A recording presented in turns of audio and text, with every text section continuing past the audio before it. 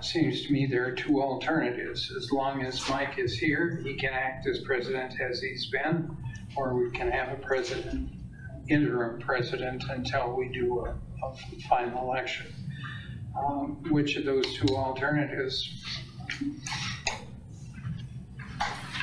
I think either one is fine, but I don't think electing a president, not permanent, but for the next year, without a full complement of permanent members is inappropriate. I just have one comment. I do agree with Mike that we should not hold elections, at least for next slate, until we have a full thing, full commission. The only thing I have is it absolutely necessary to do president pro tem, or can we just put vice chair in the role, or for that matter, Mike can stay in the role until we have a new commissioner? I just don't, I'm not exactly sure what the That's going by Robert's rules. Robert's rules would be the vice chair would step in. Well, actually, if you look at the appointments at the election, or the elected officers, as their term expired yesterday, if there were one-year terms, their term expired yesterday. So we would have to elect a president pro tem. Okay. And then that person could assume the duties until there is a formal election, as Andy is suggesting. My personal preference is that since we have 5 people here today, we are, as a full commission, we could go ahead with the vote. There is no, based upon the scrutiny the common council has given to these appointments, there is no guarantee that we're going to have a new commissioner next month or the month after, or maybe even the month after that. I would prefer to see a level of continuity moving through there. And then you get the other issue you'd have to have. If you wanted to go beyond president pro tem, then we'd need pro tem secretary and a pro tem vice chairman. And if we want to delay the vote until it's a full commission, that would require a motion and action. It's my understanding that would be a supermajority to do that. So they would need 4 out of the 5 votes. What's your pleasure? I'll make the motion to delay the vote. We have a motion.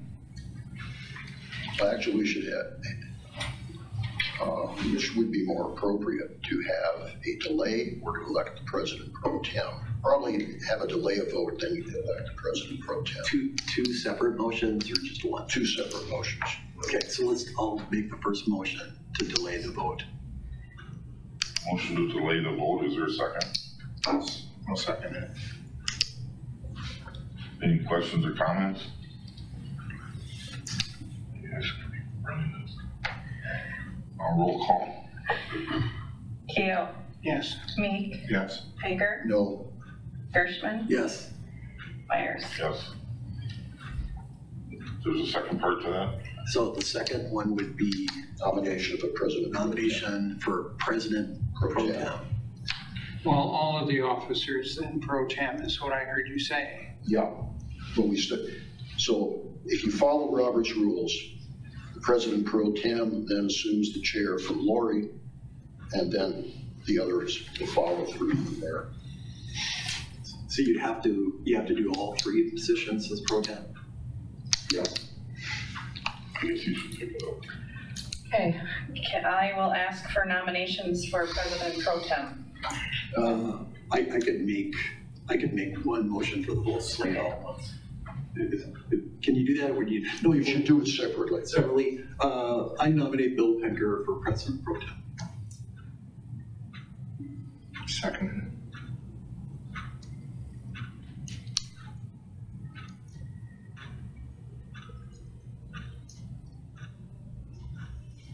Okay, That would be a ballot vote.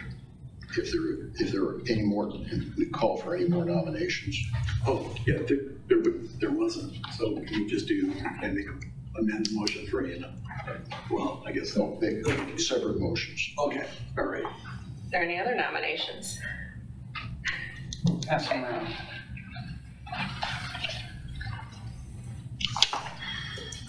You just went yes or no on this, right? Right.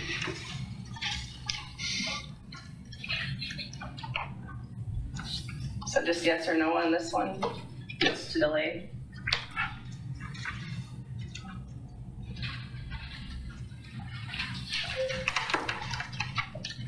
Okay, this is for delay, right? Well, it's for delay. This is delay. For delay. Oh, yeah, we're doing, yeah, just yes.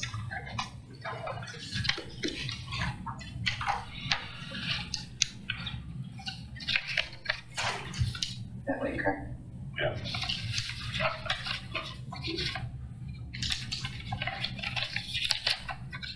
School again.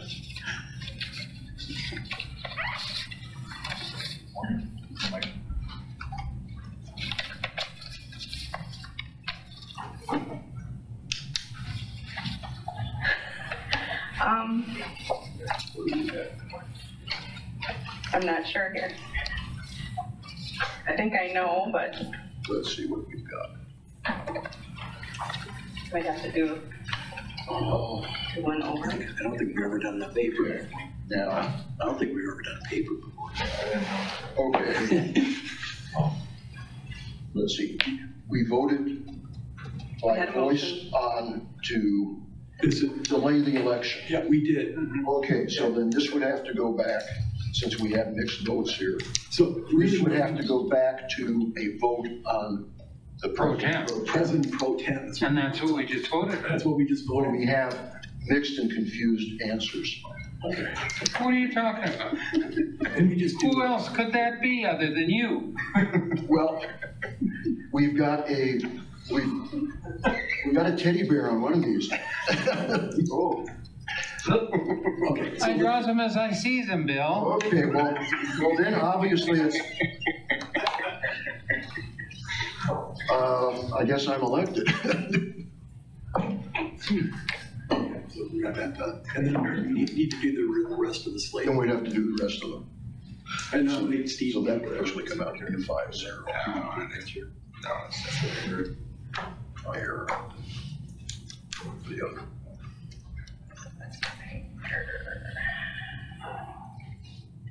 I got a doctor's appointment at 9:45, guys. Yeah, me too. I'll drive you. Okay, You to drive me with. I will do it. What's that? so then, So then you will assume right, chair. I'd like to make the motion for vice chair, vice president. Andy. okay, so I'm calling for nominations, position of vice chair. I nominate Andy Keough. Andy Key has been nominated. Any other nominations? Is there a motion to close I nominations? motion to close nominations and Casting. cast an unanimous ballot for Andy Keel, Dr. Andy Keel for vice president. Is there a second to that motion? Second. Okay. Since this is a unanimous ballot, all in favor? Aye. Ayes have it. Accepting now nominations for position of Secretary Pro Tem. I nominate Steve Meek. Steve Meek's been nominated. Are there any other nominations? I make a motion, we close the nominations and cast the unanimous ballot for Stephen Meek for secretary. Second. There is a second. Any discussion on that? No? Okay, all in favor? Aye. Aye, opposed? Steve? Congratulations. Congratulations. Next item on the agenda, approval of minutes from March 23rd, 2023. Move approval. Motion by Keo to approve, second by Mike. Any discussion? All in favor? Aye. Aye. Approval of minutes, April 13, 2023, regular meeting. Move approval. Second. We have a motion to approve and a second. Any discussion? All in favor? Aye. Aye. No? Okay, so that's unanimous on that.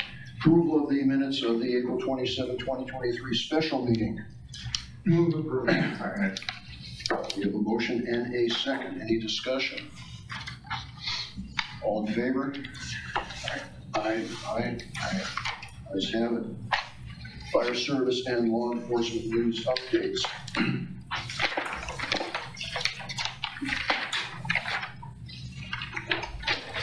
First item, this may sound familiar. State of West Virginia has had a funding crisis. They've not received sufficient funding from the state. There have been no line item increases from the state since 2005. And in 2022, 15 EMS squads ceased operations because of financial difficulties. And there's been a legislative proposal of $12 million to help finance state aids to fire and EMS organizations, and that, as of receiving this, that has not been approved. And there have been some additional ideas floated. Certainly we floated ideas for additional funding. Some of the legislators in West Virginia have been talking about having a surcharge on fire insurance premiums or using West Virginia lottery funds as a funding source.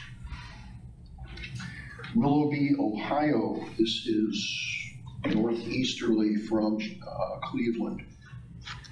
They responded to a barn fire, and they were prevented from accessing the scene by an armed 89-year-old man who blocked the road with his car. Fire department backed off, and those negotiators worked 45 minutes, able to take the man into custody, and though the report said the fire was brought under control and extinguished, considering it was a barn fire, I don't know how much they were able to extinguish.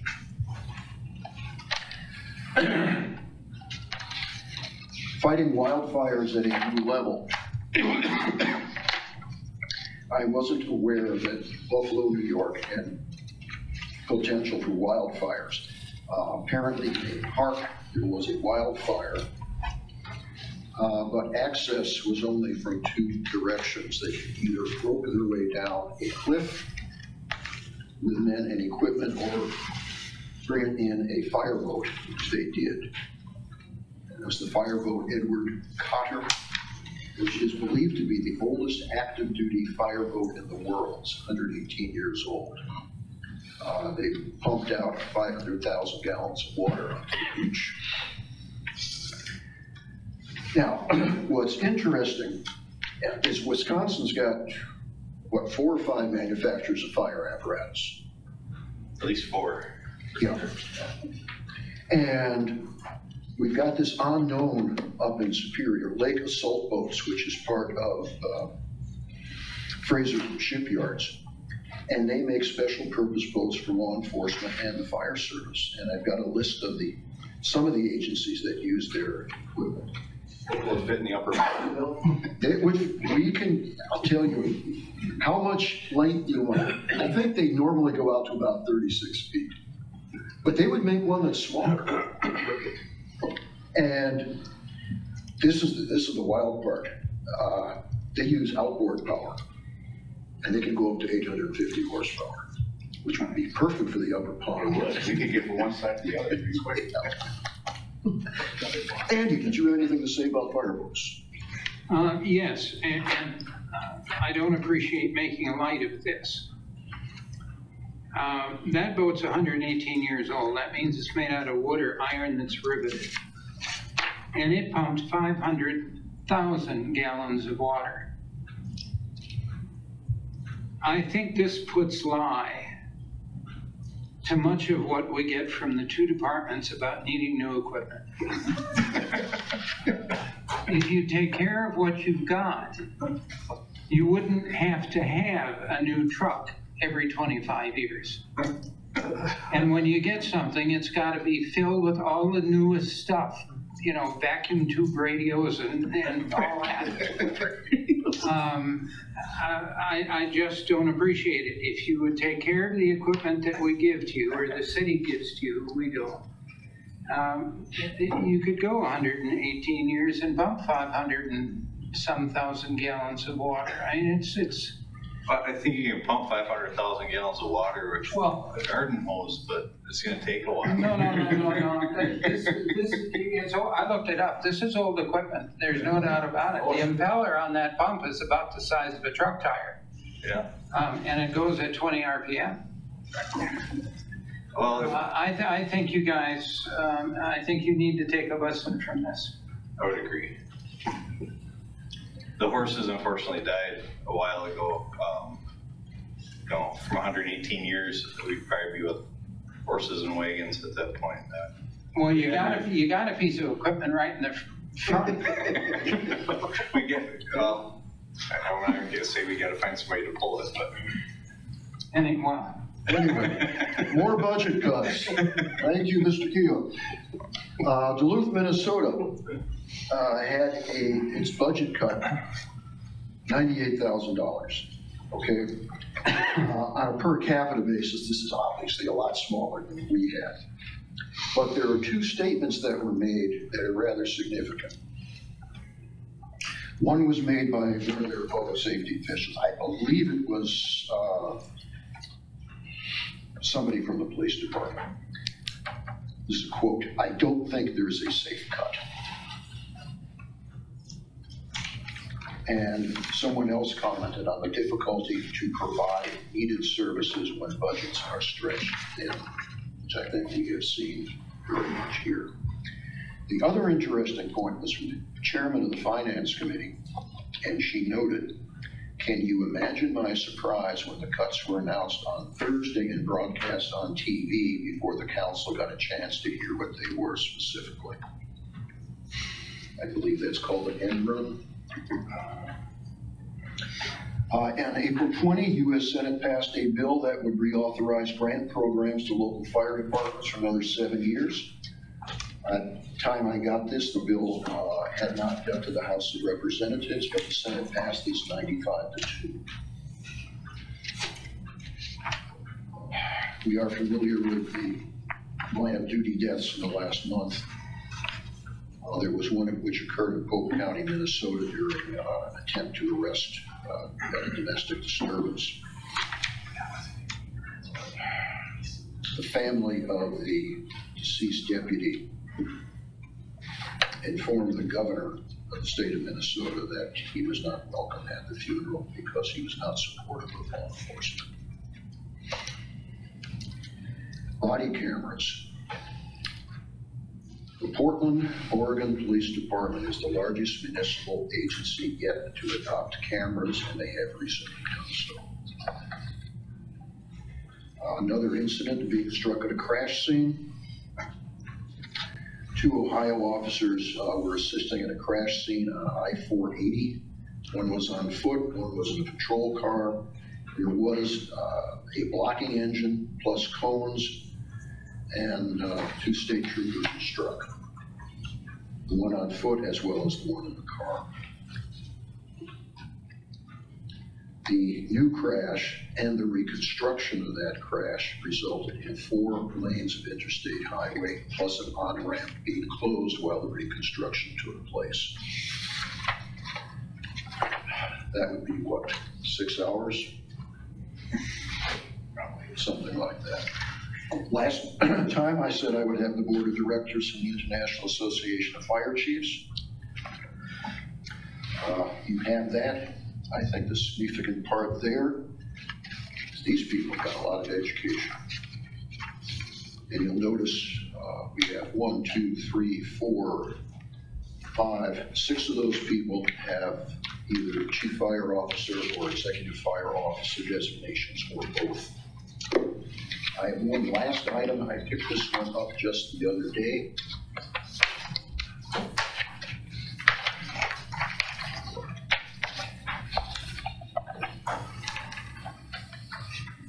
NYPD is starting as an experiment a flexible scheduling program. They are starting with 400 officers. The description is on the green page that is on. And the officers will work 10 or 12-hour shifts during the 6-month trial program. The 10-hour shifts will work 4 days on, 2 days off. Those 12 hours will work 3 days on and 3 days off. As noted by the PBA representative, for the next generation of NYPDs, this will become the norm. This is a point, I think, that has been made by everyone that's here. You can live your life better. It's important to talk about your home life. It's important we talk about mental health of each and every one of you and your family. And according to the Commissioner, Keishant Sewell, we look forward to making sure this works best for you, and we look forward to broadening it to the rest of the NYPD.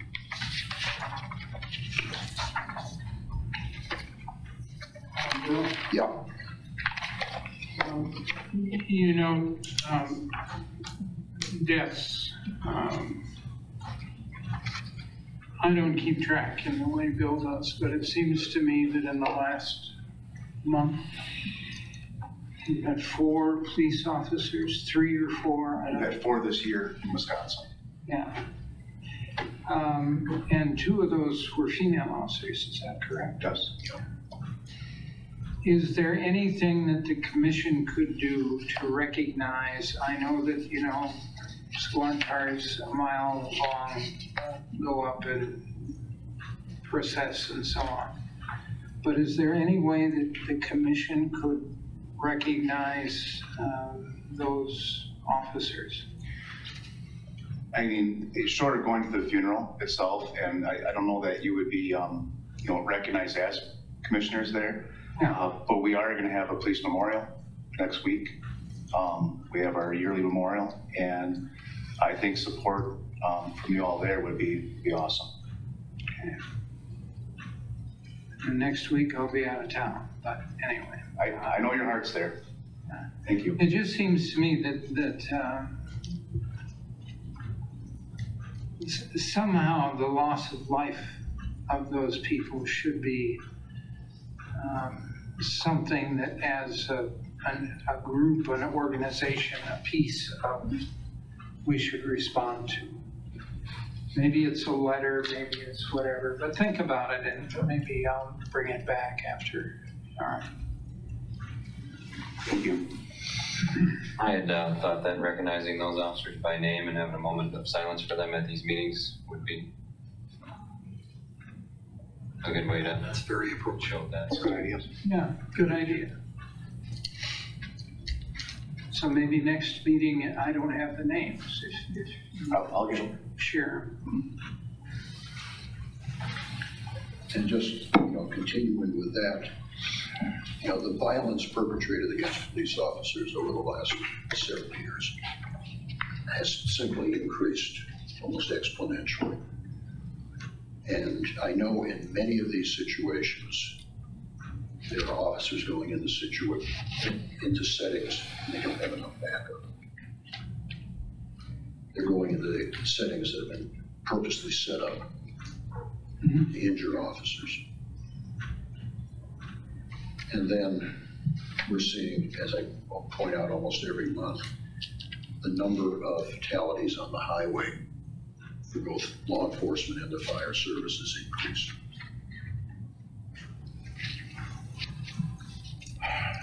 And of course, health, I don't see the health statistics for law enforcement, but month after month, the fire service statistics, health issues, heart attacks and strokes. This is another indication why we have to consider physical, mental health, and we have to be very careful to consider what stress does to those that are participating in the field. Item number 9, updates on the status of the flexible daytime staff scheduling for the fire department. Jody and I flipped a coin, I guess I'll go first. Firefighters always go first. Yeah. I apologize, I was supposed to have this to you within 6 months. We implemented this back in April. I dropped the ball on that, so I want to apologize up front. But overall, I think probably the reason it kind of dropped off my radar is it's gone very well. We found that communication has been key, making sure that we are communicating when each one of us needs a little time off.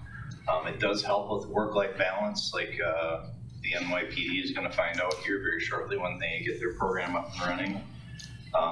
Especially when you have the things where your kids are sick at school or whatever and you need to take some time and go. You can certainly do that as long as the time is made up later in the week. Another thing, kind of one of our rules, I guess, is that, you know, if you have a meeting or something on the schedule, you're not allowed to use that flexible time at that point.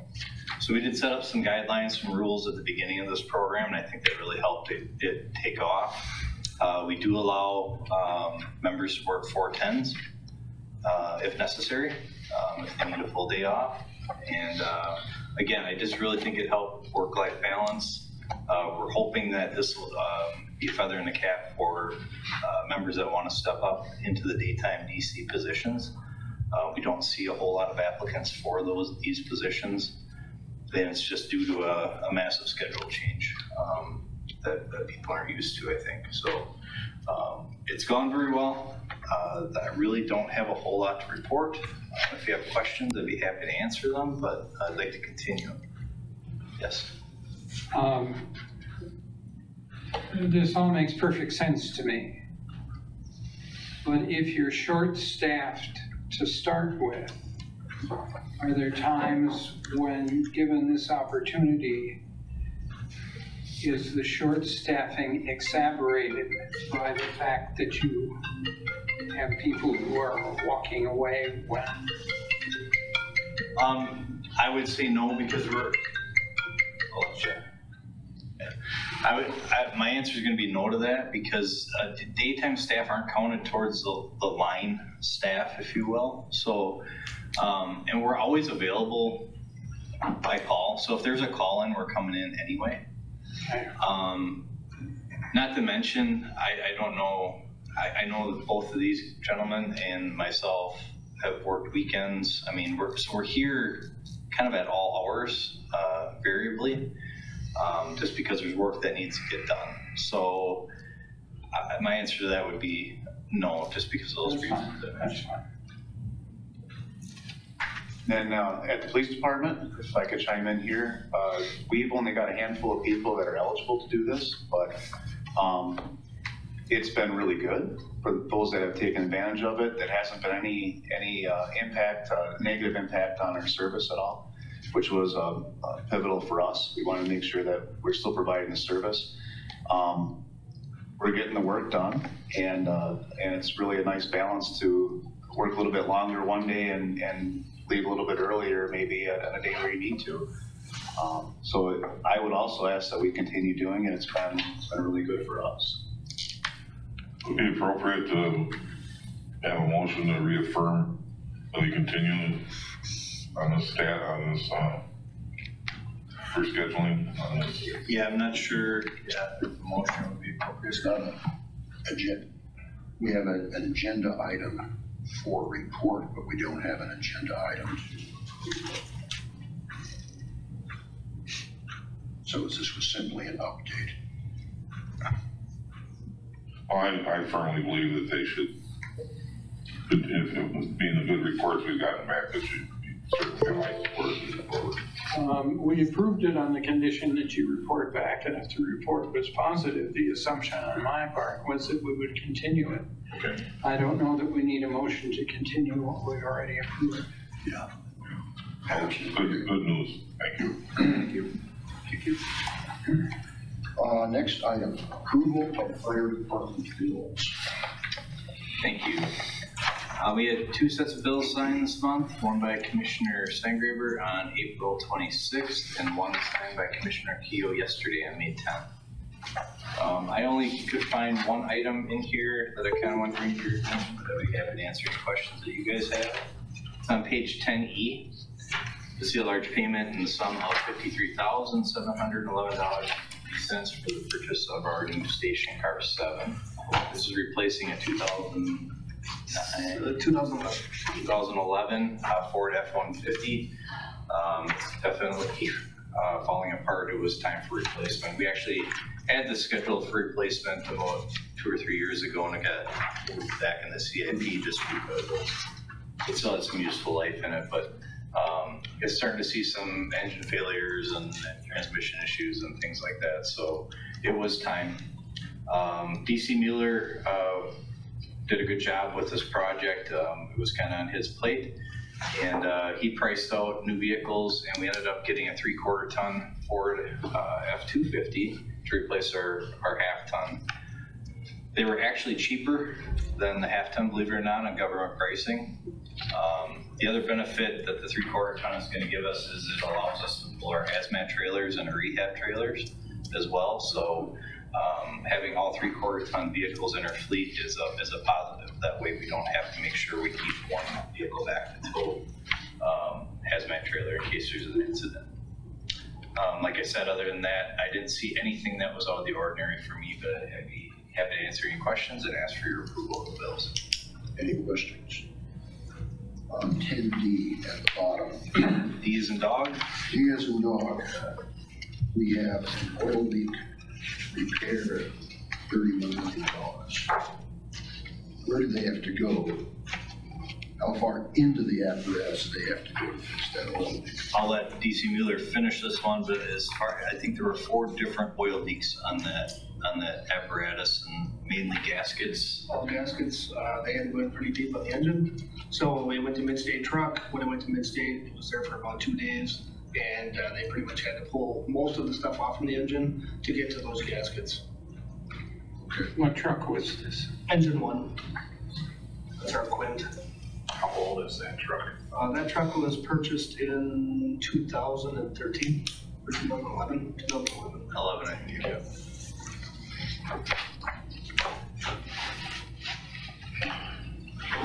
Second set of bills?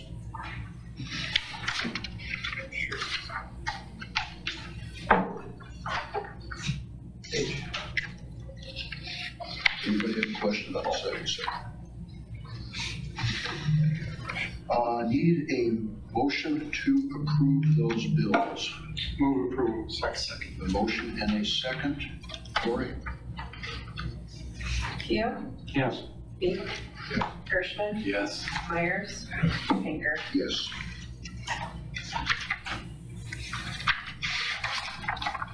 We now have police department bills. There are 2 sets of those. Yes, in your packet, as Commissioner Pinker just pointed out, there's 2 sets of bills. Both are signed by Commissioner Meek, one on the 26th and one yesterday. In looking through, I didn't see anything that stood out. However, I'm certainly open to any questions and would look for your approval of those bills.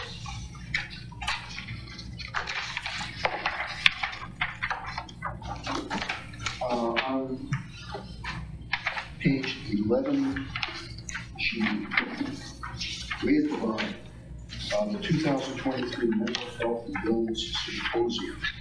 That is one directed to staff? Or is that something dealing with the general public?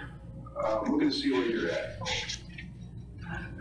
Page 6. Okay, yeah, that's a training for staff. Staff. Yep, it's a training that we're attending. That's actually it's coming up in 2 weeks is when we're having it. That's just the registration. Any other questions? Motion to approve. Whoops, excuse me, second set of bills.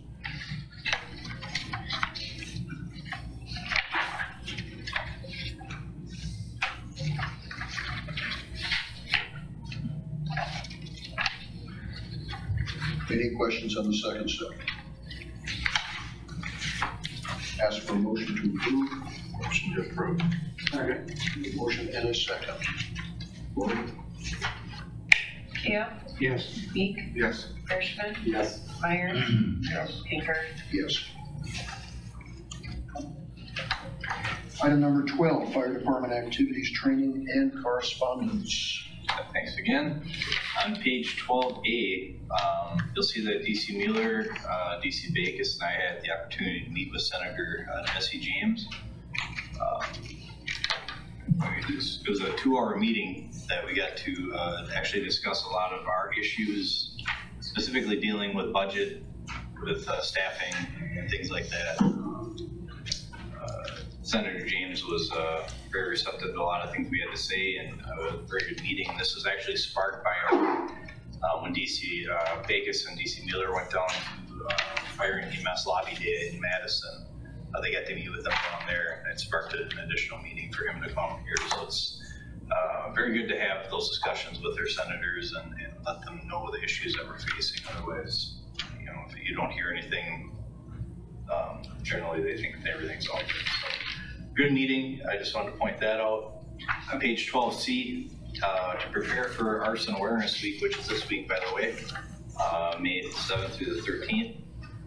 Relief Lieutenant Fighter filmed a video with Communications Director Tom Lalks on our Youth Fire Setter Intervention Specialist Program. This is formerly known as Juvenile Fire Setters Program, or JFS. Relief Lieutenant Fighter set this up all by himself, followed through with it. He actually went in front of Newsline 9. I did an interview with them. I just want to commend him on a job well done on this, bringing awareness to the Youth Fire Setter program. And it correlated very well with Arson Awareness Week, because the theme of this year's Arson Awareness Week is understanding and mitigating youth fire setting issues. So correlated very well, and just want to commend Relief Lieutenant Fighter on a job well done for that. Relief Lieutenant Fighter is our coordinator of that program.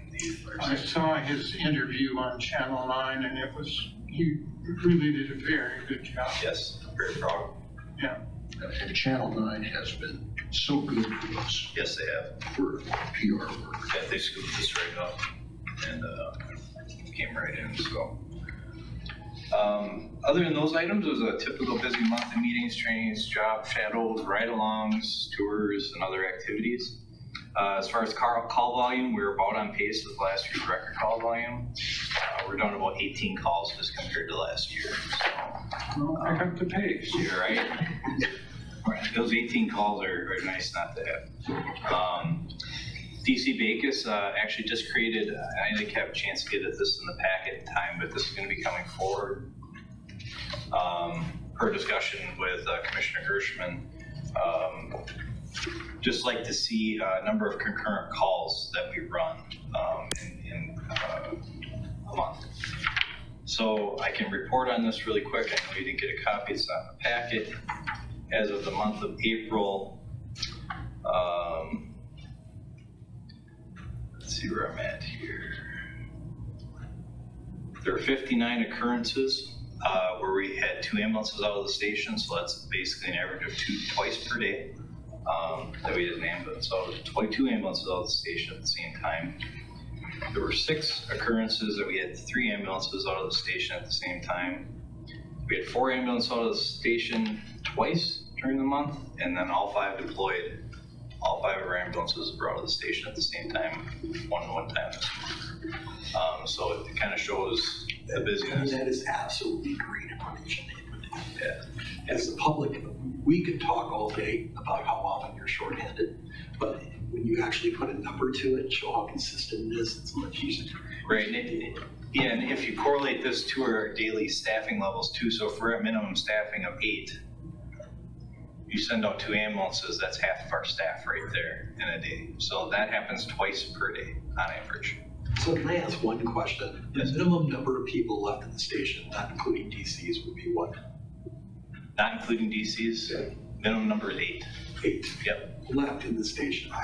Oh, 5. Oh, 5. Oh, I see what you're saying. Yeah, 4 So, ambulances up. yeah, we call back in people at the level of 5. So once we drop below that 5-person minimum, we're calling people back into the station for overtime. Okay. And when you call people to come back in, I know in the past Steve's talked about, it's difficult to get people to come back in. That's unfortunate. Yep. So is that still an issue? I think it still is an issue, especially as we're approaching the summer months, because people are more active and out doing things on their days off. So that's exactly what we're doing, is we're calling people back on their days off when they may be out camping or fishing or something else, and they're just simply not in the area to respond. So is there a requirement if they're in the area that they need to come in? Or I mean, if they just don't pick up the page or the phone call? Right, there is no requirement that they have to. Correct. They basically do phone free and then. answers. Yep, but we put right out a message out on I am responding. It goes out to everybody all at once, and then we wait for responses. Thank you. I have a question tied to that, kind of. I read a comment on Facebook, I don't know who it, but is there any way that you can bring back, if you don't know now, the average turnaround time frame that we have when we have the singular ambulance go out 2 at a time, so on and so forth? Because in summary, the comment was that person worked in firefighting, I don't know where, or ambulance crew, and the turnaround time frame is so short that it shouldn't really matter. I think it would enlighten the community how long that it may take. And I know one call versus another, there's a huge variable, maybe, plus travel time, et cetera. So you can figure, about 45 minutes to an hour before that ambulance is back and in service and ready to go. So you have to factor in the travel time, like you said, to the incident, the on-scene time, which can vary greatly because depending on how much treatment you have to do, we try to limit that to 15 minutes if possible, 15 to 20 minutes. And then travel time to the hospital, okay. And it's not just as simple as that. You're not available as soon as you get to the hospital because you got to bring that patient in, get them situated in their room, get back out to the ambulance, restock, get everything ready, and then you're finally in service. So it does take some time to get through all this and do all that. Yeah, go ahead. Yeah. I can't get you the numbers of times per call. I have a report for that. An additional thing that's been new in the last several years, not just again in Marshfield, but everywhere, hospital staffing has become an issue. So our crews are actually held at the hospital longer because we can't turn over patient care because there's not a nurse available. Well, that has also been another issue you'll see where they call it parking, where an ambulance crew is sitting there waiting to get rid of, to hand over patient care to the nursing staff. So I don't know who made the comment, but I don't know if that's something they're familiar with.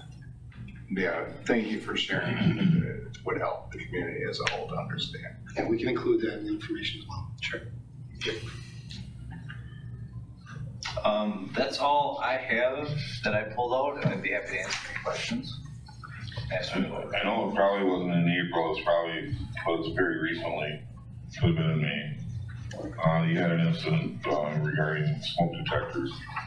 Maybe you want to share with everybody. Yeah, that's a very good point. So we, I don't have hard data on this at my fingertips right now. I could probably get it, but it seems like many of the structure fires that we are going to, people do not have working smoke detectors in their homes. That is a major concern, especially in today's world where we're putting all these plastics in our homes. Fires are growing exponentially faster. You only have 3 to 4 minutes to escape your home if you have a fire in your home, just because of all the different plastics and construction materials that we're building our homes out of today. So smoke detectors play a vital role in people getting out of their homes safely, quickly. It's the first thing that's going to alert you to that fire.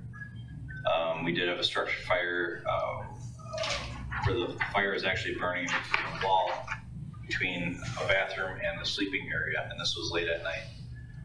Luckily, it stayed in the wall, and a person was up late at night and was able to hear the crackling of the fire, and that's what actually alerted them to the fire. But if everybody would have been asleep, that could have turned out really bad.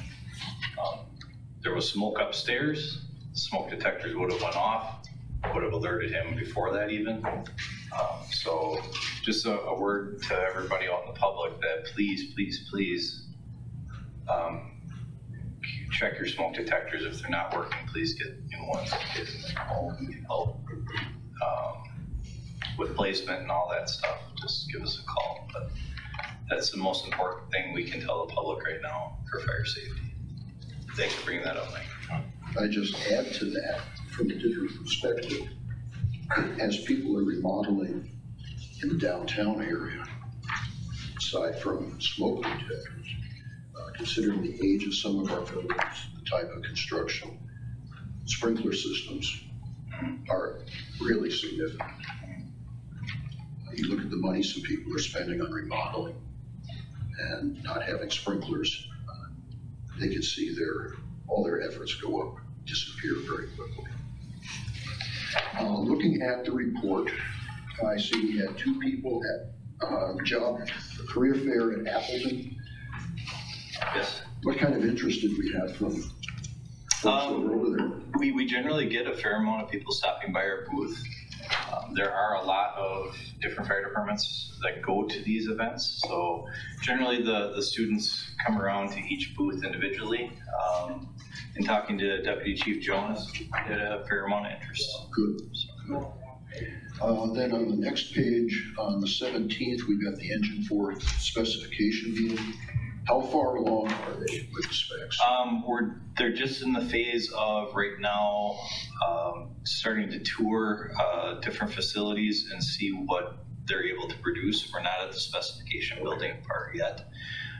There is a couple of tours scheduled for the month of May. I believe they're going to Pierce and they're going over to Green Bay, and I want to say De Pere has E1 apparatus. So they're going to go tour some trucks over there as well. We're trying to stay within the state of Wisconsin just to kind of save on overtime because E1 is built out of state. So right. We're trying to stick around town. I know they're working on Seagrave as well. So, yeah. And then the refurb committee for Squad 1. Yes. What exactly are they looking at in updating that vehicle? So that is a 2001. So it Damn near compared to that fireboat, yeah. That is our mobile command vehicle. So basically what we want to do with that is, that was actually the grants after 9/11. I forget what the grant name was, but There were grants after 9/11. We got that off of a grant program. It was built by Marion here in Wisconsin. It's instead of replacing that apparatus, because it has low miles, the frame is in good shape, we decided to do an update on the, yeah, we took care of it. We decided to do an update rather than a replacement. So we're looking at updating the command center, getting rid of like the landline and putting in a cradle point, that type of thing. Okay. So, And then on the 25th, there was a meeting with Spencer. yes. How have our relations been with them in the past, and is this looking at getting better relations today? I didn't meet with Spencer until the new management turned over. They actually gave us a call. Okay. And wanted to touch base just to see what, how we can work together in the future moving forward. We're going to take a trip up by them one of these days and take a look at their equipment, see what they have. It was a very good, productive meeting to share, what we have for resources and everything, and look forward to that, building on that relationship. They had a complete changeover of their command center. Anybody have any other questions about any of this? I have an item that relates to our EMS calls. My sister-in-law lives in Prescott, Wisconsin. They are served, they used to be served through the Prescott Fire Department, and they gave that up. They were served through River Falls. River Falls gave up their EMS program, and now they have contracted with Allina Health out of Minnesota. During the time that Denise's husband was on home hospice, he required ambulance transport from Prescott to United Hospital in St. Paul, which is about 25 to 30 miles travel time one way. And she called and asked me, are these charges that they're giving me outrageous? And I did a comparison. We charge 21 cents a mile. Or $21 per mile, thank you. And they charged her $1,080 for the trip, which if you're looking at 25 miles, comes out to be $43.20. And if you're looking at 30 miles, it's $36 a mile. Her husband's medical condition, is if being transported here, would have required probably an ALS-2, for which we charge a base rate of $1,600. The base rate she was charged was $2,319. Her total bill was $3,399. If that had occurred here, theoretically, we're looking at $2,230. So just as a comparison, I don't think we can compare and contrast with all private services, but this is one where they went from fire department to private. And the Alina Health is a Minnesota-based agency, operates clinics, hospitals, and medical transport.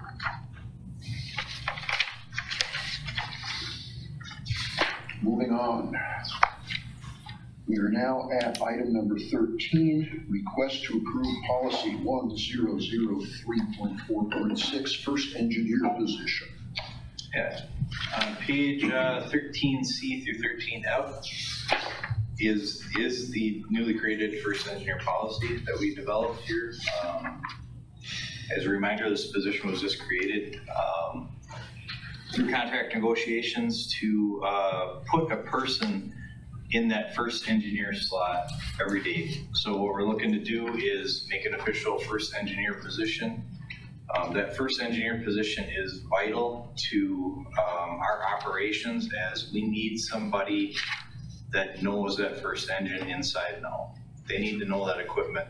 Right now, the way we do things and the way we've always done things has been, that position varies from day to day. It's a different person in that position every day. Luckily, we haven't had any issues in the past, but procedurally, you can see if you're bouncing a person from every day different into that position, you could run into issues. So we created the first engineer position. It's very common in the fire service to have a first engineer. It's common to have a second engineer position as well, but with our staffing levels, we didn't see it would fit in our structure right now. So we did create this position. I hope you've read over the policy. I can talk briefly about some of the highlights in the policy if you'd like. It establishes essential knowledge, skills, and abilities for the position. We also assigned a multitude of tasks that basically are randomly picked up by other firefighters throughout the day. So this first MPO is going to be tasked with certain things on the floor, general maintenance of our equipment, and things like that. They'll also be the first point of contact, working through that chain of command. If there is an issue, mechanical issue with something, they would report to that first engineer. And then if it can't be handled, it would move up the chain from there. We also, for this, created a promotional exam. It is a practical test that will be administered. We based the practical exam off of the state test for this position. So it's largely based off of that. What will happen with the promotional process is we have minimum qualifications set. If you meet those minimum qualifications, you can apply. There's a 45-day waiting period to allow other people to look at this position, decide if they want to apply. Once we have all the applications, we will run those people through the first engineer test. Those successful, it's a pass-fail test. Those successful, we put on an eligibility list and we'd hire off that eligibility list. So that was kind of going to be the process. I don't know if you have any questions about the policy. Yeah, I just have a couple questions. Sure, yeah. Just fine. Does this need to go in front of budget and finance? It's already been, it's in contract language already. So but does it still need to go forward? I know it's in contract language. I'm just wondering if it's an additional step that we have to. Yes, it has to be approved, and I'm going to move to table this. This is more commission business than it is union business. This should have come to this body before it went to the union to talk about. And it did. I believe it did. I tell you what, I'm not going to approve this. I'm not going to vote to approve this. Okay. And I think it's a matter of whose jurisdiction it is. That contract is filled with stuff that belongs to the commission because this kind of crap happened and no one said anything. I believe it came before the commission, Andy. I'd have to go back and take a look, but I believe it was. As a policy? It didn't come as a policy. No, I guess I'm asking for policy approval. Yeah, if we don't approve, you can't do it. Correct. Yeah. Yeah, and I'm asking. Well, I'll tell you what, to talk about it and come to us and say, can we look at this? Can we talk about it? Fine. But to take it to the union and bring it to us as a done deal, it's already in the contract. Well, the We position. don't have any choice. What the hell good is this? I think I brought the position before the commission, but I'll go back and double check. I will go back. Not as a policy, you didn't. I never read this policy before. No, I didn't have the policy at the time. The concept of creating this position, I guess. That's fine. But now you've got it in the contract. You negotiated it all, and we had nothing to say about it. Okay. Well, the position is in the contract, but now these are the finer details of that position being presented for approval. That's what they're. There was nothing other than the position itself that came through the negotiating process, and now this is No. black and white. This is the result of the negotiating process. Bringing us, saying to us, we're looking at this, is that okay? And we say, yeah, you look at the position. Now we get something that's already in the contract and a policy that's already been approved by the city committee. That's back asswards. Okay, I understand your frustration. I apologize. I thought we were doing things in the right order, but No. that's my It fault, Andy. It doesn't feel to me like it. And I can be wrong. It's not happened often, but it's happened. This just irritates the hell out of me. There's stuff in the contract all over that is not union business, it's ours. This is a commission's business. Okay. I wish somebody'd read the damn statute. Pete, is it gonna hurt if we table it for now? No, it would just delay it if it is approved, if this all is a goal with the commission, just delay it a few months is all. If you guys decide to move forward with it. So, but just the follow-up question, finance, budget, personnel, I asked about that, but is funding actually secured or is it just? Yes. It is? Yeah. Yeah, we had money in the budget for a different, we were gonna go with an inspection bureau concept, and there was monies available at that point. Finance was in negotiations as well, so there is money available for these positions. Yes. I'm wondering how many, if this is approved, will fill this position? And is there a potential need for a backup in case somebody's injured, vacation, Yes. et cetera? Yeah, so there would be 3 people, 1 per shift in this position. The backup would go to the most senior person. So obviously every day you wouldn't have somebody in this position, but there are of course vacation days and paid holidays and things like that. So yeah, the most senior person would end up filling this position when their vacancy. So we're not going to create a relief first engineer position, if that's what you're asking.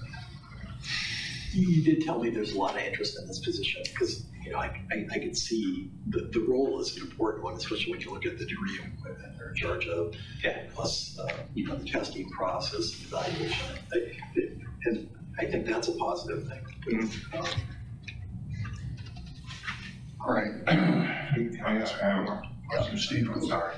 Just to clarify, so this senior person, is that one of these people that's filling that engineer position? Or is that somebody that's just a senior firefighter? So, And did they take that test?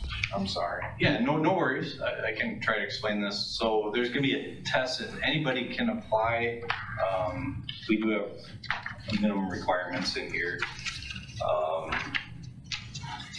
You have to meet the requirements set forth in the firefighter EMT paramedic policy. And then you have to have your state of Wisconsin driver operator number and aerial. And then you have to pass the promotional test. So those who meet those requirements can apply for the test and apply to take the test. And then you establish an eligibility list off of those requirements and a pass of the. So Pete, here's a follow-up thing. That was an excellent question. Is how many people do you feel comfortable right now can run the pumps? We're a young department. We do go through some training in the beginning, but this is one of those skills that you master over time. The more time you have on the pumps, the more you learn about, and it's not just as simple as pulling levers. There are things that can go wrong, and how do you react to those situations? And what's your mindset as far as fixing and correcting those things? And that comes with time. Our younger people go, like I said, go through pump training in their recruit process, and they get signed off to be able to pump. But to become a master at this position and be able to figure out those things that might go wrong requires some time. So right now you'd say people that you have absolute confidence in, is it 2 pump operators, is it 3, is it 1? I would say, I don't know, gentlemen. I think everybody can run the pumps. I know everybody can run the pumps. They've been tested off on that through the recruit process. But to be a true master of this, I would say there's probably, just off the top of my head, probably half the department, I would say. Oh, okay. Yeah. That was a little bigger. Yeah, that's good. Yeah. Just to follow up to that brings continuity to this position. So that means from day to day to day, you're gonna have a person in that position that can talk with the other person. I mean, they talk now, but at the same time, they're gonna be able to follow through on making sure they understand what's going on with that particular pump truck. And then if you look at the duties in there, it also brings up some substantial duties that are gonna be added to that position. Yeah, I So saw it's not that. just about the pump, it's about taking care of our floor and having a floor boss that can actually take care of a lot of the stuff up there and coordinate a lot of that stuff. Yeah, the job description is a lot more expansive than just being a pump operator. Yeah, I was just kind of curious about that, because I know with the retirements, we lost a lot of experience. We sure did, yeah. Yep, we're gonna- Steve, another question? I think it's been answered. Mike? I had a couple questions. Obviously, you've got more than one pump, Yeah, but this is the lead position. I mean, yes. it's like O2 for other problems with other units, Yep. other people, and oversight into everything that's going on the floor, apparatus floor. Yes, yep. I don't share the same concerns that Andy has, which isn't unusual. But I think this went through the process first of being included in the recent contract, and now it's being brought to us to approve the policy itself so we can move forward with filling these positions.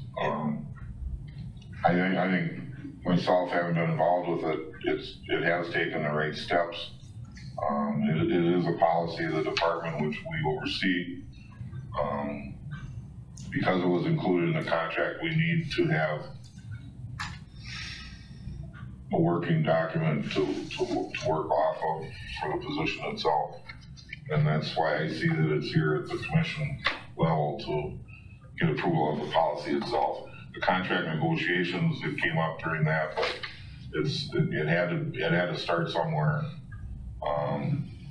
That's kind of a weak explanation of it, but because it did and because it passed, we're here today trying to approve a policy. Yeah.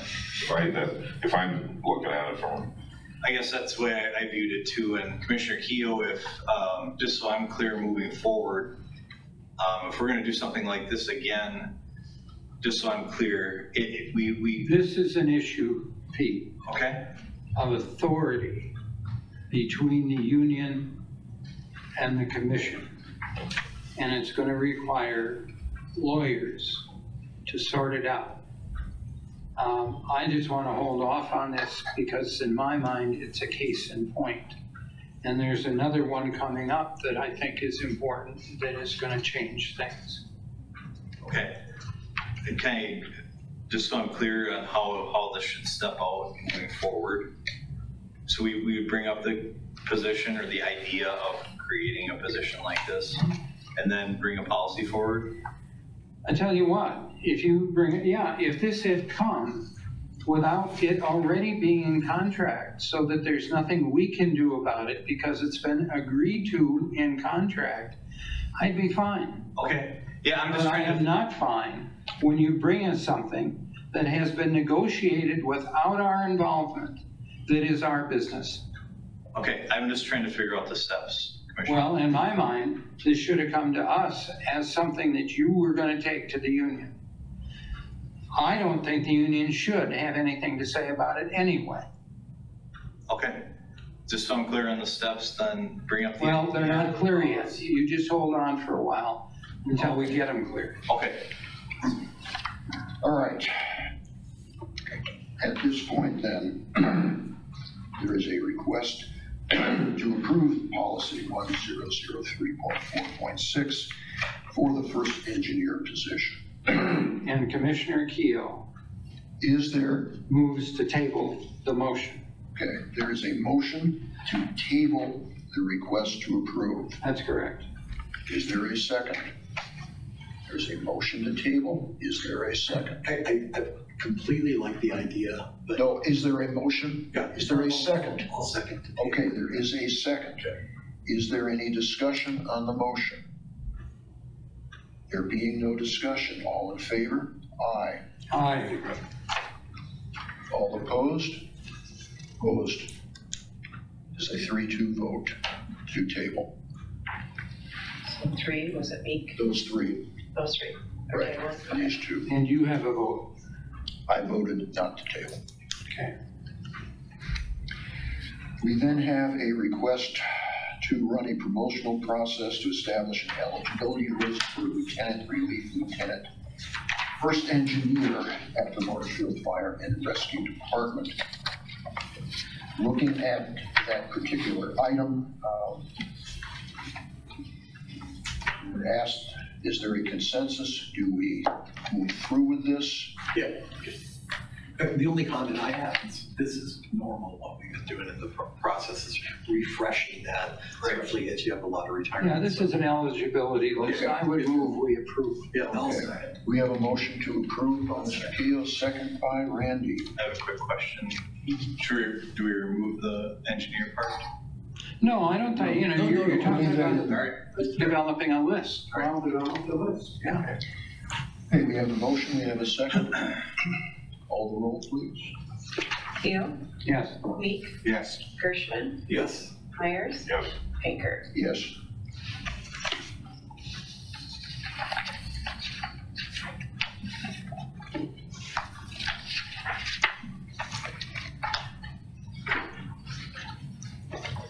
Capital improvement plan adjustment in the fire department.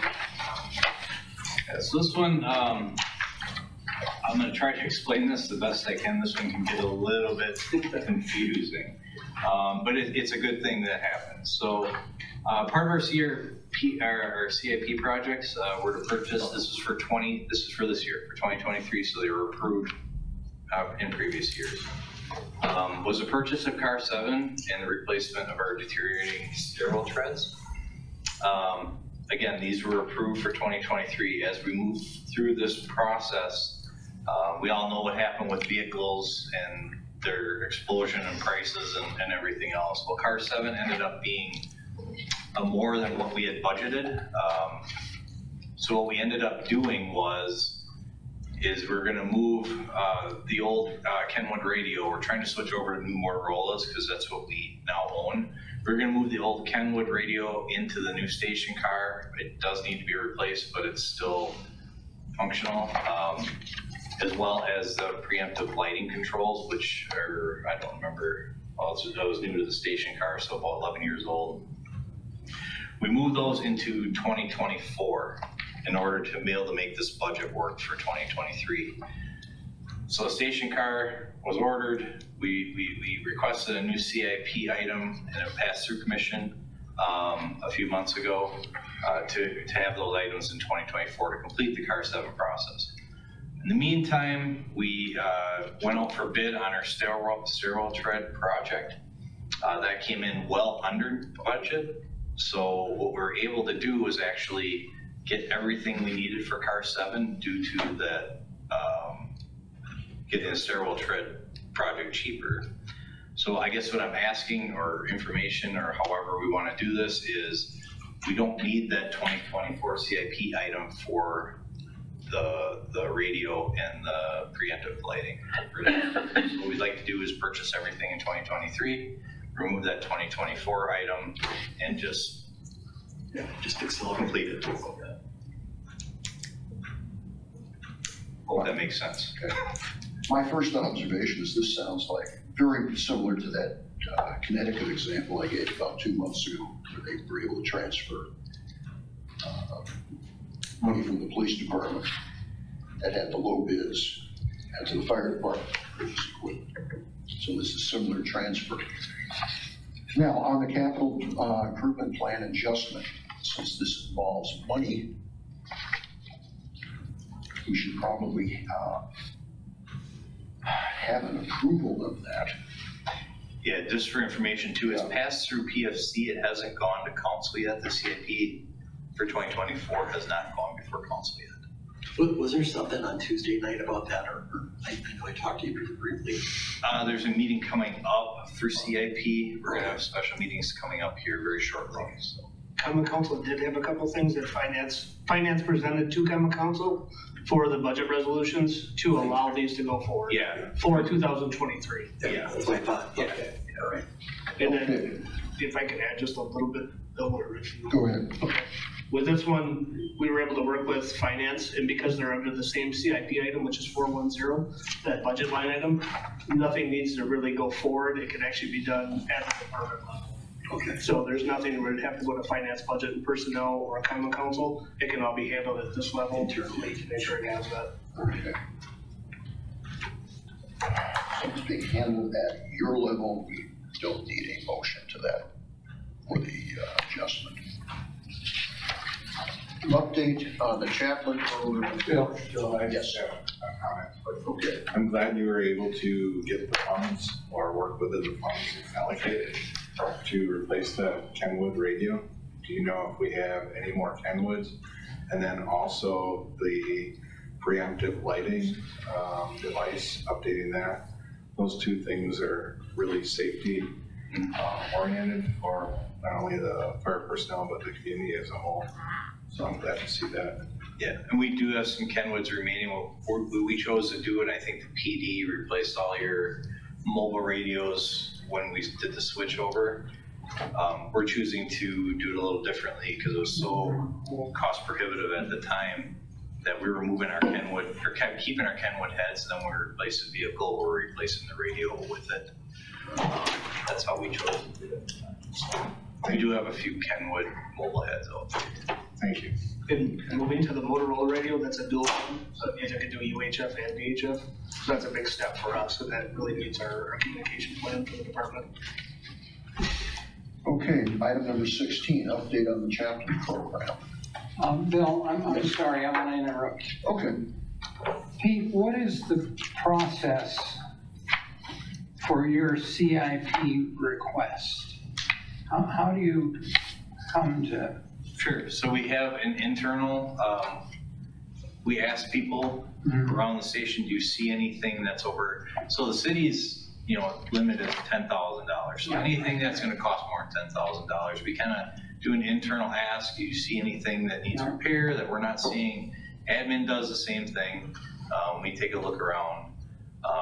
We create a list based off of that. We bring it before Police and Fire Commission. And then it goes, we have several meetings at the city level as well, where they go through the CIP list and make adjustments. Like, I can't remember. Their budget? Yeah, to fit within the CIP budget overall. Nothing was cut from our budgets. We would have informed you if it would have been. But then it goes to council. So that's kind of the entire process. Okay, moving to the update on the chaplain program. Yes, so chaplain program was actually, we wanted to get this started when Chief Owen was still in here, and it's been kind of on the back burner. I'm happy to say that we're moving forward. We just met with Pastor Nate Smith, who's a very dynamic guy. He's from Iowa, and he actually has experience starting chaplain programs. He worked as a chaplain for several sports teams, and I believe with the PD down there as well. But we just had a meeting with him. We're looking at getting our program up and running. Some of the things that we're looking at doing after that meeting is begin work on SOG for our chaplain program. I'd like to work with the PD. I know there's chaplain program has been established for a long time. We do not currently have. So we want to incorporate goals into the SOG, such as death notifications here for those who need to talk, both physical and emotional stress and other topics. Pastor Smith was actually here to do a ride along just recently, and he wants to continue to do more. Let's kind of get to know our crews. We'll bring that SOG once we have worked on it through the Police and Fire Commission. I'd like to get Pastor Smith introduced to you all if you haven't met him already. Like I said, a very dynamic gentleman, very, very good guy.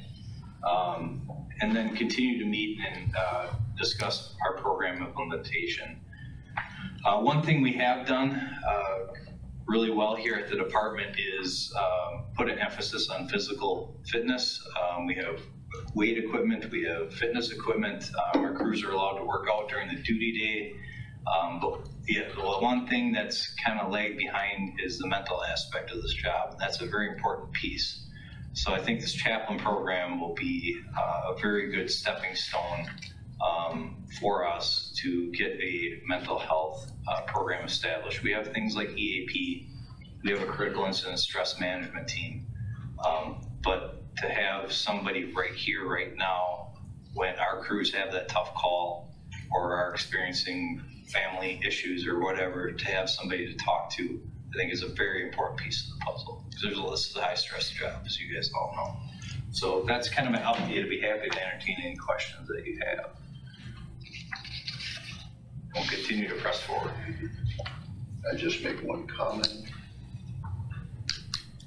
Since this is the fire service, and since the particular person is recognized worldwide as the patron of firefighters, make sure he knows who St. Florian is. Okay, we'll do that. His religious orientation, do you have any members of the department who would find that a conflicting issue? So that's always the question, right?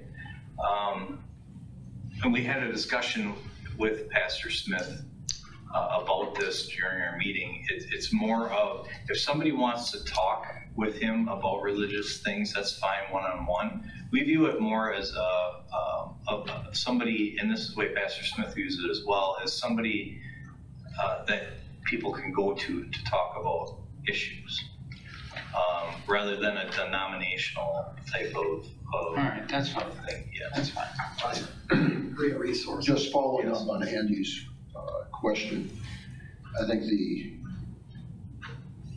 the archetype for a department chaplain was Father Michael Judge in FDNY. He was chaplain to the entire department. Didn't make any difference who you were. he was the person you could come to. For those of us that are young enough to remember Bishop Sheen, he was referenced as America's bishop. Didn't make any difference what religion you practiced. People came to him, people listened to him. And I think the chaplain position fits into somewhat of the same. That's fine. No, I just wanted to make sure it wasn't an issue. Police Department activities, training reports, and correspondence packet. Before the chief gets into this, I just want to make note of something. I counted up to 18 training activities this past month. That's impressive. That is very impressive. Yeah, thank you for noticing that. Actually, it's, I think that's a sign of good times where we're going to a lot more trainings. They're having them, at places where we can congregate with other people in the profession, which I think is the hidden value to a lot of these trainings. So we did do a lot. A couple that I want to point out here is on April 4th, Officer Kaiser went to advanced CIT, or critical incident training. This is a training, this one was focused actually on autism and how to better serve those folks in our community that have autism, and to avoid dangerous situations in misunderstandings just because of their situation. So that was really cool. And then on top of that, Officer Kaiser is a instructor in professional communications, and he brought what he learned at the course back to his shift, and so he shared that knowledge with the other people in his shift, which gives us a little bit more bang for our buck and trainings like that. And we do that fairly often. So I thought that was really cool. And then we're also holding a Citizens Academy, and we've started this back in April. Every Wednesday in April, we've got, was it 16? We've got a handful of folks. It's running towards the end of the course. We've had really good reviews on it, and just the interest in the community is really neat. So we're getting good reviews there. They will graduate next Wednesday.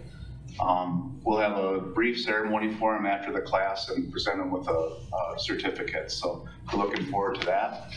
And then finally, on the 11th, we had a group of folks go to basic SWAT.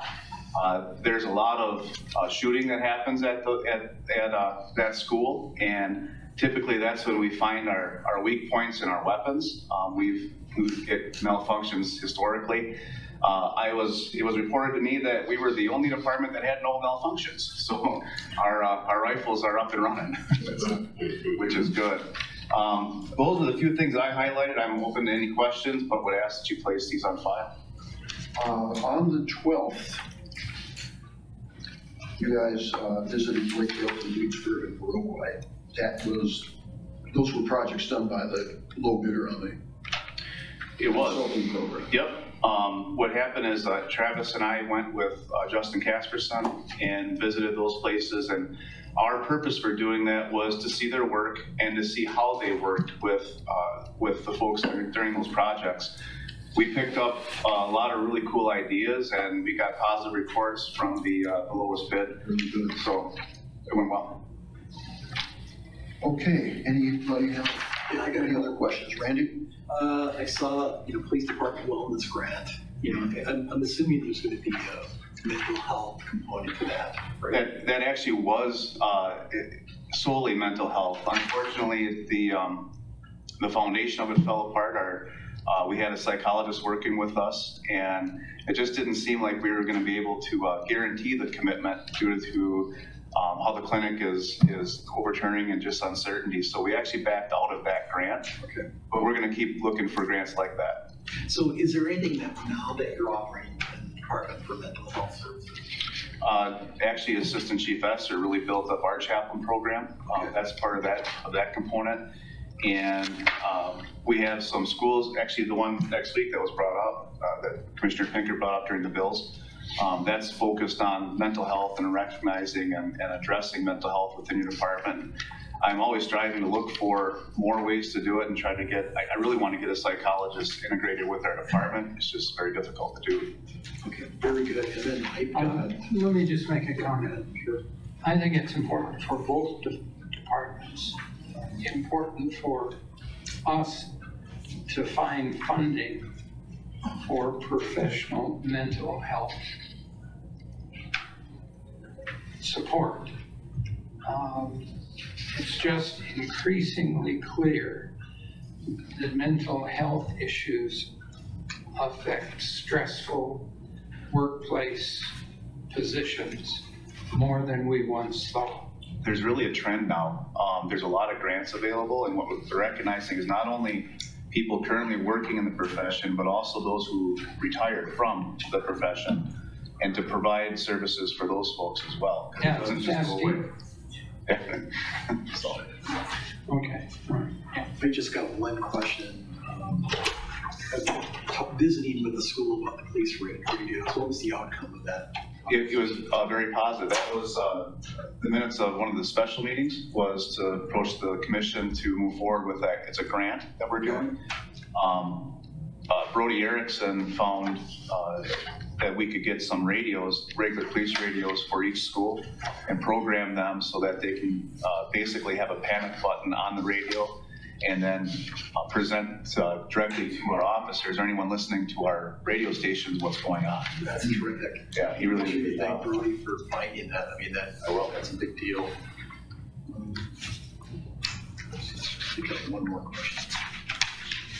I think that's it for me. Thank you. Bill asked me to move on to the next issue on the agenda. And that's to approve moving forward the budget resolution to shift money that's already in the police department budget to the project for the building and the potential of a new police station. Would you want to go through that very quickly and then we can vote on it? Sure. So we had $60,000 in our CIP for replacement of the roof at the police department. During the course, late last year and early this year, we were presented with an opportunity, a potential opportunity of having a building donated to us to repurpose as a police department. It takes a lot, obviously you guys know it takes a lot of study to make sure that that's a good investment for us. What I thought is that we could, if you approve, take the $60,000 that we were going to replace the roof and move that money to finance the feasibility study for the new project. I'm learning this process as we go. There's a lot of pitfalls along the way here, but it sounds as though the city is willing to move forward with the project, provided that the commission approves the money to fund it. And so what you're asking of us this morning is to approve spending that money for a feasibility study. For the study instead of the roof. And to move forward with the project as a whole. Yes. Is there a motion to that extent? I just have one question, if I could. So I know you referenced very clearly, Jody, that you just don't think there's an imminent problem with the roof right now, because I know in the past, several years ago, it's not hard to see the leaks, right? Okay. So as many of you will learn, I'm not the luckiest person in the room. And as soon as I approached the Common Council, the next day I was called and said, hey, there's a leak. So we did have mowers come over and look at it. It looks like it's a patchable and an easy fix, but that's just how my luck is. So I do feel that we can certainly move forward, and if the building project falls through, we will have I'll approach this commission again next year to put it in the roof. Okay. I'll make a motion to approve that change. And to move forward with the project? Yeah, move forward. Okay. Is there a second to that motion? Can I just ask a question? Make the second and then ask the question. I think you want to know what my question is, though. So right now, the feasibility study is $39,800 of the $60,000, but we're looking at approving the $60,000 from the CIP be transferred. Would there be a problem with just approving the $39,800, holding the remainder back?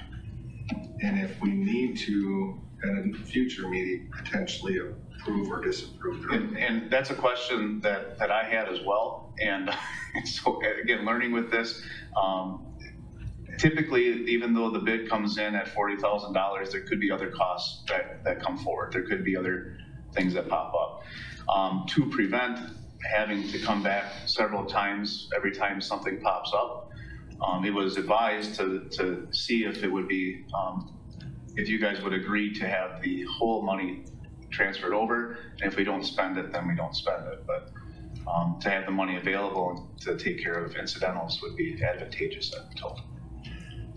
So tied with that, let's just say it doesn't work out, we go through the feasibility, pay the $39,800, have any remaining money left within that, where would that go? Back to the general fund of the city, or? All of this is borrowed money. So, yeah, I would. Used to patch the roof. Yeah, Right. I'll get you guys up there and up. Travis is very nimble. He can climb this thing. Now would you second the motion? I'll second it. All right, Okay, we have a motion, I'll finish. We have a motion, we have a second. To transfer the money, $60,000, to be used for feasibility study and whatever may come up related to that. And the commission, of course, would be informed. And then to move forward with the project in a general way. Yes. All in favor of the motion signify by saying aye. Oh, roll call, yes. Go ahead, yeah. Keel. Yes. Meek. Yes. Hirschman. yes. Myers. Yes. Painter. Yes. Back to you.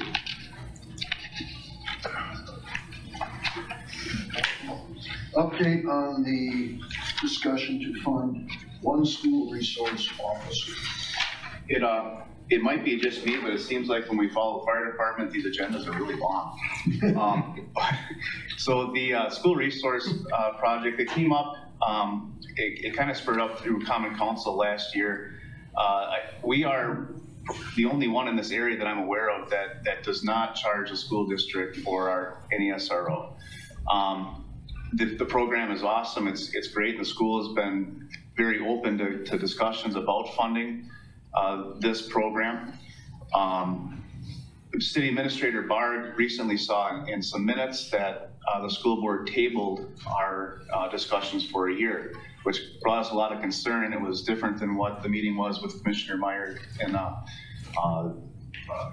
Superintendent Christensen and Steve Barg had earlier, that they're very favorable on moving forward with the project. So Steve Barg did reach out to Superintendent Christensen and had a discussion with them, and actually it was that they're tabling it for their next fiscal year, which would be, they would start this summer. They have a budget season runs from July to June. So we were happy to hear that they are still interested in moving forward and trying to look for the funding in their budget process as that moves forward. We should know more this summer. I would like to approach this body to see if there's someone that would be interested in attending any future meetings with me. I think it's something that could impact our budget greatly and open up some room so we could possibly hire a front-end record specialist, which we need, and actually like to have 1.5, which is what we were moving towards in the referendum. If we can move forward and help me make those decisions and negotiate with the school, I really appreciate some support if there's any interest. So in the past, the school district has not funded any of the positions. We have not charged the school anything since our inception of the SRO program in like the mid-'80s.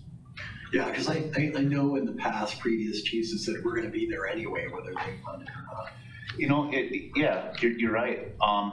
In my mind, and in what I told Superintendent Christensen, is that the middle school SRO is a real advantage to the police department. We're able to build relationships with those students, with the staff, and there's not a lot of police-related like criminal activity in that stage. But as people age and they get into the high school, then more of the law enforcement things pop up, and that's more of an advantage, I think, to the school for safety issues and concerns at home and drug issues and all the other things that seem to pop up during that adolescent stage. So I felt that it was a a good approach to have the school fund half, which would be one SRO. Yeah, I think it's a reasonable request. I mean, half is very reasonable.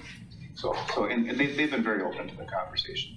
Steve, you being the one who has the largest amount of law enforcement experience, would you like to Yeah, sit in with the I would chiefs? like to do that. Yeah, okay. You've got our member. I had lunch yesterday next to the superintendent, and after lunch, he took me aside and wanted me to know and wanted me to share with the commission how well the school resource officers are doing this year. He particularly complimented Brody. But he said that's because I get called to the high school more than I do the middle school.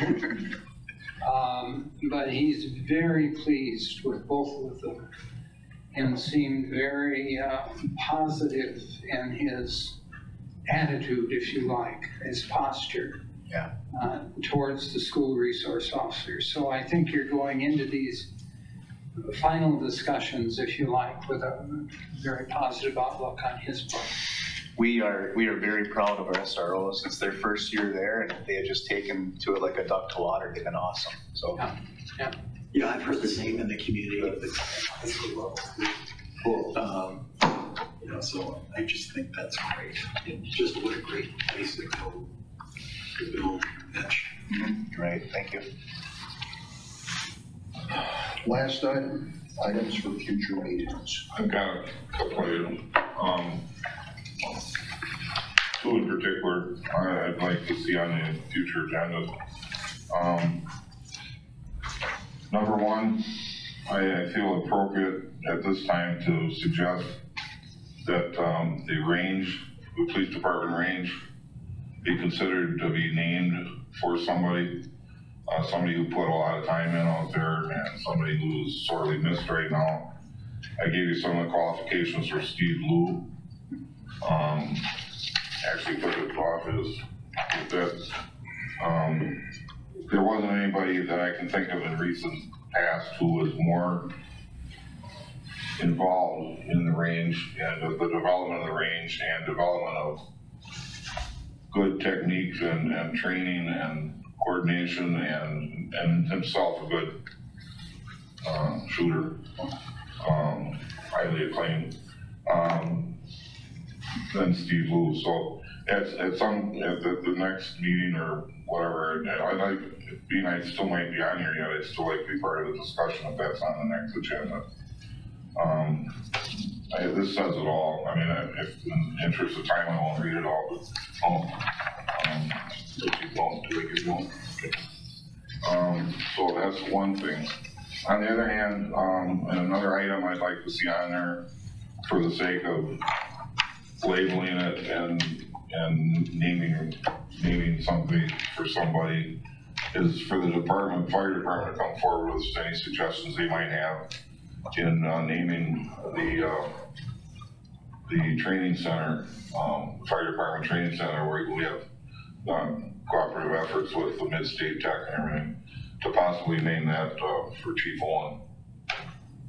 He was instrumental in a lot of the more recent developments. I know the whole department was, but Chief Owen was also instrumental in moving things along and was probably very helpful during his tenure to the cooperative efforts between the department and Mid-State. And I leave that open to you to come forward with something because you know better all what it entailed, and I'd like to see that on a future agenda. In preparation, is there anything that I can bring forward on our side of it? I guess so. I'll give you this, and you can expand on it, fine. If otherwise, I know if it was brought to a vote today, I know I'd vote. I brought it forward, but I think it's appropriate, and rather than just, if you're talking about bringing people here, I think it's only right to have a name on there for reference. I have two things. I didn't know Officer Liu very well. but I watched him do his work on campus in my office in a very sensitive situation.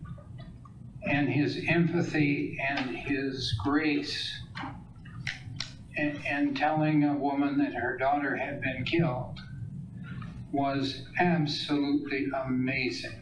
He just did a wonderful job. I don't know, you can't learn that. That has to be in you someplace. He just did an outstanding job.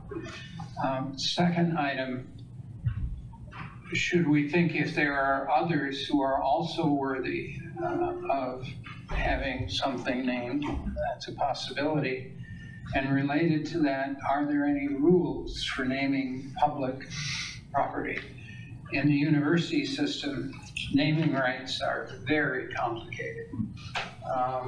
And so I would like us to be sure before we go ahead and try and name something that we're following whatever rules might exist. What we'll do is, that will be an agenda item for the next meeting. I make inquiries with Jessica and she can refer to Hap. Yeah, that's fine. I was just gonna say, I could reach out to HAP to see if there's something we should keep an eye out for. And I'll get, you can get a hold of me or I can get a hold of them. Are there any other suggested items, Steve? The first engineer, policy, position, et cetera. Yes. Okay.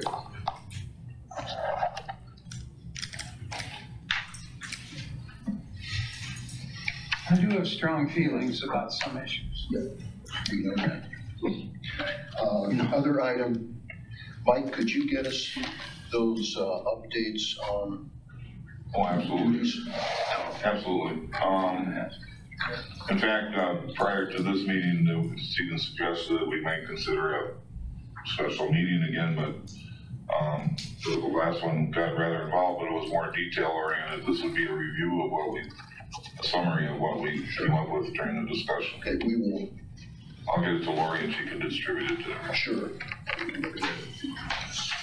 Just sit there. I would just add one more item. It probably isn't a true agenda item, but I would be willing to work with personnel from both departments to develop a glossary of acronyms. We saw in several reports, we had acronyms being used. Here you go. You know, traditionally, when you have a lot of acronyms, there's a glossary associated with a report. It would be nice if we could have in hand a list of acronyms, also provide those to the common council. So if somebody starts to get into alphabet language, you know that it's being discussed. Bill, would you make that same offer to the Department of Housing and Urban Development? Oh, I'll give that to the chairman of the community development authority. There being no other business, we adjourn. Thank you.